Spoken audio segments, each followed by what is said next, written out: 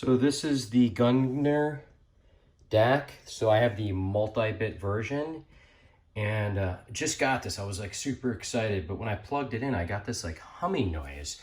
And so I tried various types of things. I thought it was the cable. I've tried different power sources, connecting to different outlets, even a clean electric supply line too though. So here's what it sounds like though when I turn it on. There's nothing hooked onto this. So it's just the hooked up through the power cord and then this device. I don't know if there's a burn-in period, but here you go.